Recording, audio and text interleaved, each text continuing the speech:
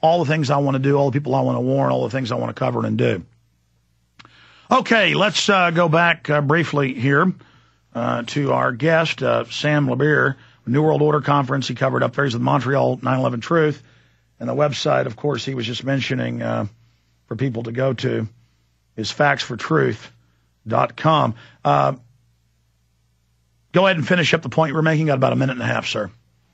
Okay, Alex. Well, very quickly, I'd encourage everybody to go to factsfortruth.com and get involved in the campaign. Send a fax every day this week. Bombard Fox News telling them to fire Glenn Beck for his irresponsible practices.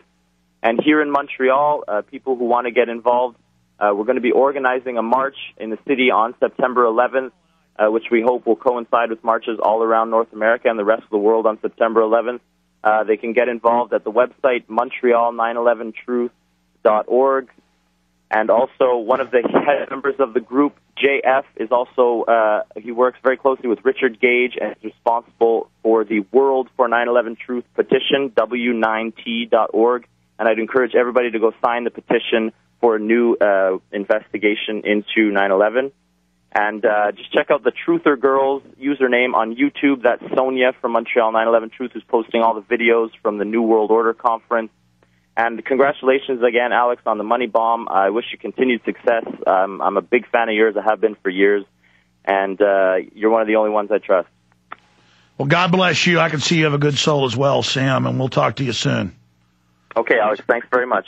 You better take care, Sam LeBeer. Now, I hope that everybody will listen to what I just said and will start writing articles. You see some incredible bill that gets me hyperventilating on air. I told my writers write a story about it. They didn't. They're overwhelmed. Kurt worked Saturday and Sunday from 8 a.m. in the morning till midnight because I was working too and would see him online. I don't have the personnel. Now we're going to get them. Thanks to you. Because this is a mission. That's why I give my films out for free on the internet. All right, we'll be right back. Writers at Infowars.com.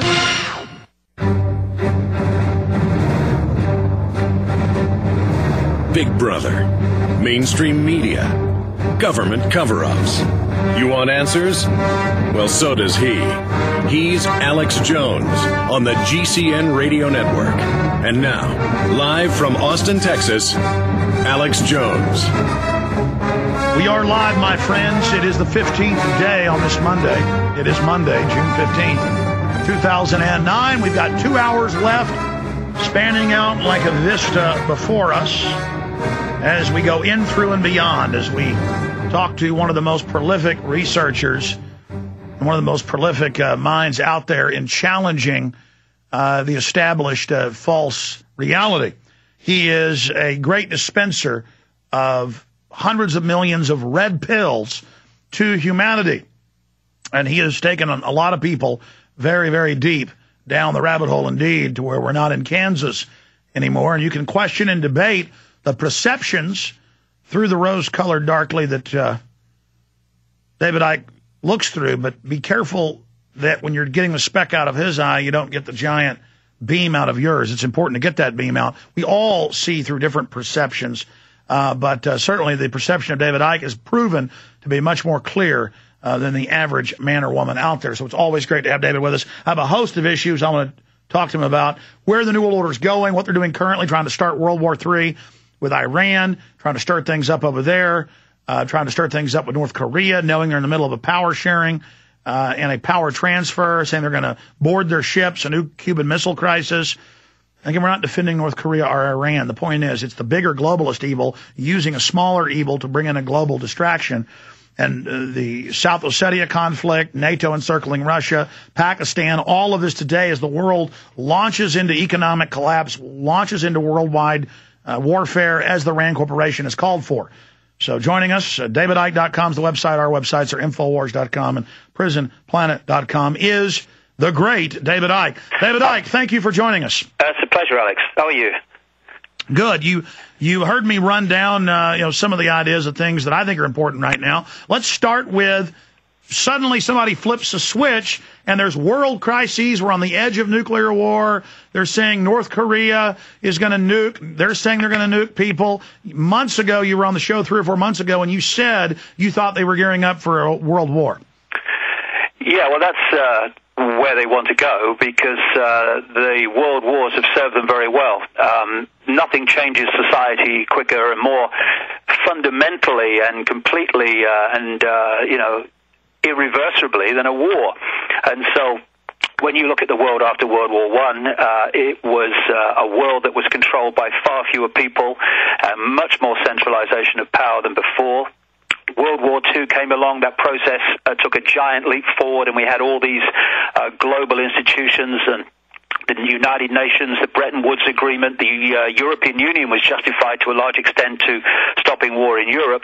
And so to complete the job, to move into this final global society that they want, a third world war is what is on the agenda. And I don't know if I've mentioned this before, but I had a letter from a traffic warden, a guy here in Britain that's supposed to just dispense tickets for people who have broken the parking laws. And he contacted me, must be a year or so ago now, and said that he'd been called in and given new cards that he was told to take home and put away till further notice.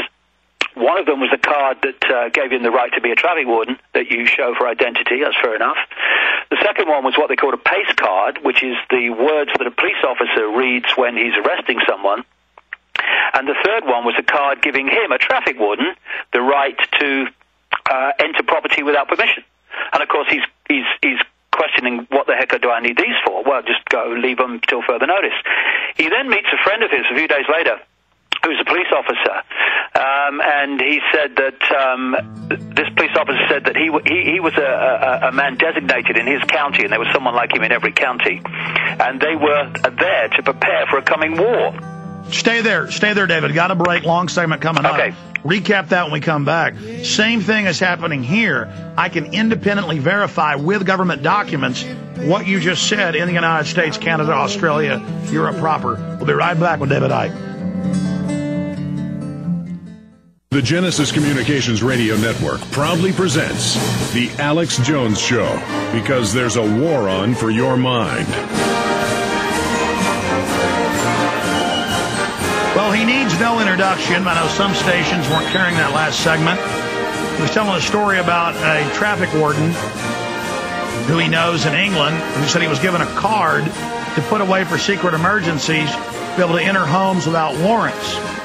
And then his friend didn't really know what that would be used for. Then he talked to another police officer who explained to him the key piece of the puzzle. And then I was saying to David, I can independently verify, this is even in our news, with InfraGard, that we told people about a year before it was in the news. Now they admit it.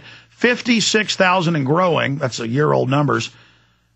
Infrastructure protection, key people in power plants, refineries, businesses. I have a guy here who worked in LCRA security. And 6 years ago, about a year before he worked here, they gave him a card for infrastructure security, basically a get-out-of-jail-free card. And all the police have these badges. They're supposed to keep them away.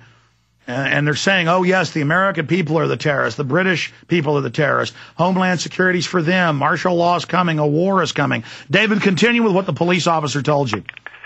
Well, the police officer, who was a friend of this traffic warden, he called him aside one day and said, look, because I'm a good friend of you, I'm going to tell you this. But he said 5 times in the conversation, you must not tell anyone else. And what the police officer said was that he had a job in that county, and there was someone like him in every other county of the United Kingdom. And their job in the police force was to prepare for a coming war, which they knew was coming, and they were preparing for it well in advance. And that the military and the regular police were going to be used to meet what they knew was coming in terms of civil unrest in the streets when that war started, and then the build-up to that war. And he said, you people, traffic wardens and private security guards and other such people, are going to be given powers that the police normally do, so that you can do those things while we're dealing with the civil unrest as a result of this war. And very, very shortly after the traffic warden contacted me, the government changed the name of traffic wardens from traffic wardens to civil enforcement officers, and gave them more powers, not all the powers, but more powers that the police normally do. And then about 6 months later, the government announced a new type of person called accredited persons. And these were, wait for it, private security guards, and all the kind of people that the policeman had listed who were going to be given the right to stop and question people, to hand out certain fines, to hold them till the police arrived. And it's all part of this layer-by-layer building of self-policing, the people self-policing each other. Because, of course, when there's a few of you and you want to control the many, there's not enough of you physically to do it.